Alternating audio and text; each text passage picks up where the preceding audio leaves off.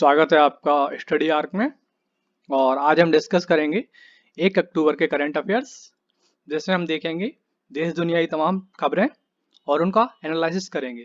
तो चलिए दोस्तों शुरू करते हैं हम आज का करंट अफेयर्स का वीडियो। तो दोस्तों जो पहला क्वेश्चन है आज का हमारा करंट अफेयर्स का, उसमें यह है कि पश्चिम बंगाल का नया मुख्य सचिव किसे नियुक्त किया गया है। तो पश्चिम बंगाल का जो मुख्य सचिव नियुक्त किया गया है वो अल्पन बंदोपाध्याय को नियुक्त किया गया है। और पश्चिम बंगाल के बारे में अगर हम थोड़ी सी जानकारी जानें तो पश्चिम बंगाल की जो मुख्यमंत्री हैं वो हैं ममता बनर्जी, और पश्चिम बंगाल की जो राजधानी है वो है कोलकाता। पश्चिम बंगाल आए दिन खबरों में बना रहता है। इसके अलावा अभी पश्चिम बंगाल कल की खबर है कि पश्चिम बंगाल की जो नुसरत जहां सांसद हैं टीएमसी की, उन्होंने दुर्गा का अवतार धारण किया था, मतलब दुर्गा जी की जैसे दुर्गा देवी जैसे कपड़े पहने थे, तो उन्हें जान से मारने की धमकी दी गई। तो ये थे कुछ बेसिक फैक्ट्स और कुछ न्यूज पश्चिम बंगाल के बारे में। डॉक्टर जीएस अमूर का निधन हो गया, वे क्यों प्रसिद्ध थे। तो यहाँ पे जीएस अमूर जी की बात हो रही है जिनका निधन हो गया है। तो ये एक लेखक थे और ये काफी फेमस लेखक थे और इसीलिए चर्चा में भी रहते थे। इनका निधन हो गया। अभिलाष का निधन हो गया, ये क्यों प्रसिद्ध थे। तो अभिलाष एक गीतकार थे और इनका निधन हो गया, और ये काफी अच्छा गीत गाते थे और ये फेमस भी थे काफी।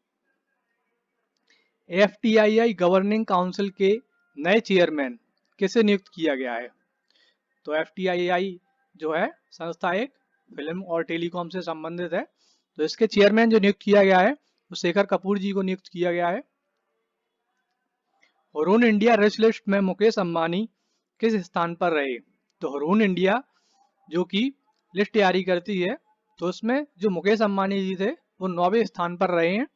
और एक और रिपोर्ट के अनुसार जो मुकेश अंबानी जी थे उन्होंने लॉकडाउन में 90 करोड़ रुपए प्रतिदिन कमाए थे। ये लेटेस्ट रिपोर्ट्स हैं और ये एग्जाम की दृष्टि से काफी महत्वपूर्ण है, सो आप लोग इन्हें याद रखिएगा। आईसीएमआर ने किस देश में पनप रहे कैट क्यू वायरस से देश को आगाह किया है। तो ICMR Indian council for medical and research centre, ये भारत की एक एजेंसी है जो हेल्थ से रिलेटेड रिपोर्ट सबमिट करती है और रिसर्च करती रहती है। तो इन्होंने चाइना में, इसका उत्तर है चाइना, तो इन्होंने चाइना में कैट क्यू वायरस नाम का नया वायरस पनप रहा है, उससे देश को आगाह किया कि ये भी इंडिया में भी फैल सकता है और इससे भी काफी नुकसान हो सकता है। आप सभी लोग जानते होंगे कि अभी वर्तमान में भारत कोविड से प्रभावित है काफी ज्यादा, और ये वायरस भी चाइना से आया था। ये जो वायरस है ये जो बर्ड से फैलता है और एक मॉस्किटो रहता है क्यूलेक्स मॉस्किटो, इससे फैलता है। और इसके लिए मैंने एक वीडियो भी बनाया था कल, अगर आप लोगों ने अभी तक वीडियो नहीं देखा है तो उसको देख लीजिए, इससे आपको कैट क्यू वायरस के बारे में सारी इंफॉर्मेशन मिल जाएगी। किस राज्य सरकार ने झुग्गी मुक्त राज्य बनाने के लिए स्वयं अपडेशन कार्यक्रम शुरू किया है। मतलब झुग्गी मुक्त, जैसे कि ये झुग्गी झोपड़ियां डली रहती हैं जिनमें गरीब लोग रहते हैं, उनको हटाकर उनकी जगह मतलब छोटे छोटे मकान या फिर कमरे टाइप के बना दिए जाएं गरीबों के लिए, जिससे वो झुग्गी में ना रहें। ये जो कार्यक्रम शुरू किया है ये उड़ीसा सरकार ने शुरू किया है, और उड़ीसा के जो मुख्यमंत्री हैं उनका नाम है बीजू पटनायक, और ये जनता बीजेडी के विधायक हैं।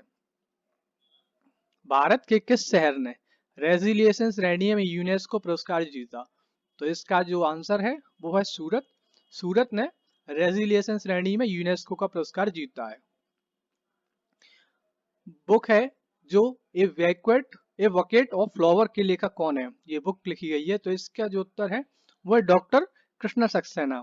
कृष्ण सक्सेना जी ने ये बुक लिखी है, ए वकेट ऑफ फ्लावर।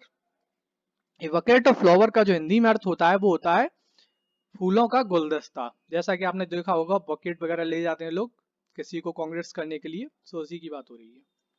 किस देश के प्रधानमंत्री ने डिजिटल बिजनेस प्लान लॉन्च करने की घोषणा की। डिजिटल बिजनेस प्लान का मतलब होता है डिजिटलाइजेशन, बिजनेस का डिजिटलाइजेशन होता है, उसके बारे में बात हो रही है यहाँ पे। तो इसका जो उत्तर है वो है ऑस्ट्रेलिया। तो ऑस्ट्रेलिया के जो पीएम है उन्होंने इस बारे में चर्चा की है और इसका इन्होंने प्लान बनाने की घोषणा की है। विदेश मामलों के सदस्य समिति का सदस्य किसे नियुक्त किया गया है। तो इसका जो उत्तर है वो है हरसिमरत कौर बादल, और जिन्हें विदेश मामलों की सदस्य समिति का सदस्य बनाया गया है। और ये अकाली दल के सदस्य हैं, सांसद भी हैं और कैबिनेट मिनिस्टर भी थी, लेकिन अभी इन्होंने कुछ दिन पहले इस्तीफा दे दिया है। सो ये काफी चर्चा में थी। शेख सबा अल अहमद किस देश के राजनयिक थे जिनका अमेरिका निधन हुआ? तो ये कुवैत के थे और कुवैत के राजनयिक थे और इनके निधन पर भारत के प्रधानमंत्री नरेंद्र मोदी ने ट्विटर पर शोक व्यक्त किया। अंतर्राष्ट्रीय अनुवाद दिवस कब मनाया गया? तो अंतर्राष्ट्रीय अनुवाद दिवस इंटरनेशनल ट्रांसलेशन डे 30 सितंबर को मनाया गया। अनुवाद दिवस मतलब किसी भी भाषा का दूसरी भाषा में अनुवाद करना, जैसे हिंदी का इंग्लिश में या फिर इंग्लिश का हिंदी में। ये एग्जाम्पल है, बहुत सारी भाषाओं का अनुवाद किया जाता है और इनकी एक जॉब भी होती है, पार्टिकुलर ट्रांसलेटर की जॉब होती है। अंतर्राष्ट्रीय युवा दिवस 2020 की थीम क्या रखी गई है? तो जो इंटरनेशनल यूथ डे है उसकी थीम रखी गई है finding the words for worlds in crisis. इसका जो finding the words for world in crisis ये थीम रखी गई थी इंटरनेशनल यूथ डे 2020 की। हरिजन सेवक संघ का 88वां स्थापना दिवस कब मनाया गया? तो जो हरिजन सेवक संघ है इसका 88वां दिवस स्थापना दिवस 30 सितंबर को मनाया गया। सॉरी ये मिसटाइप हो गया है, ऑस्ट्रेलिया ही गलत है, इसको आप लोग मत देखना। 30 सितंबर इसका सही आंसर है। Thanks for watching. ये हमारे 15 पॉइंट थे करंट अफेयर्स के और डेली करंट अफेयर्स का वीडियो आएगा। सो अगर आप लोगों को वीडियो अच्छा लगा हो तो उसको लाइक कर दें, शेयर कर दें और चैनल को सब्सक्राइब कर दें। Thanks for watching.